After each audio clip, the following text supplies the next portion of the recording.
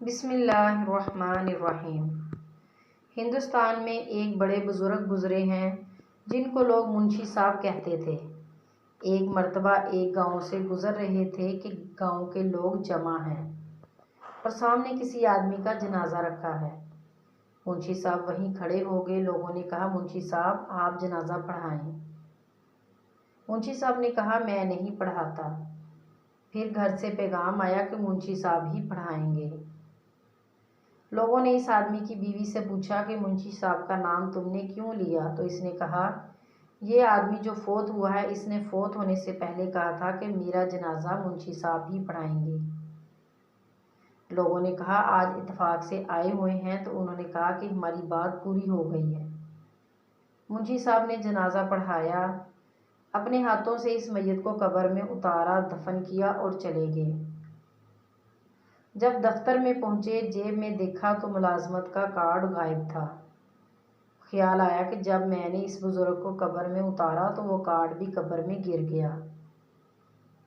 ملازمت کا مسئلہ تھا۔ اسی وقت واپس آئے، گاؤں کے لوگوں کو جمع کیا اور کہا کہ انہیں ابھی ابھی دفن کیا ہے۔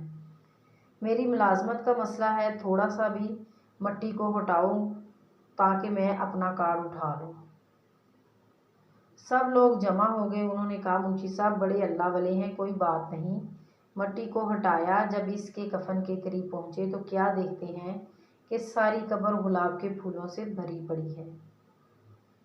منشی صاحب کو اپنی ملازمت بھول گئی۔ سیدھے اس عورت کے گھر گئے اور جا کر کہا کہ اماں بتاؤ، یہ جو بزرگ تھا اس کا عمل کیا تھا؟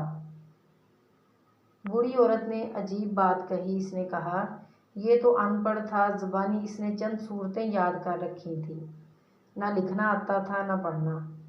مجھے اس کے نکاح میں آئے 45 سال ہو گئے ہیں۔ ایک کام یہ روزانہ کرتا تھا کہ جب صبح کی نماز پڑھ کر فارغ ہو جاتا تو قرآن سامنے رکھ لیتا اور اس کی سطروں پر انگلی رکھ کر کہتا، اے اللہ، تو نے یہ بھی سچ کہا ہے، یہ بھی سچ کہا ہے، یہ بھی سچ کہا ہے۔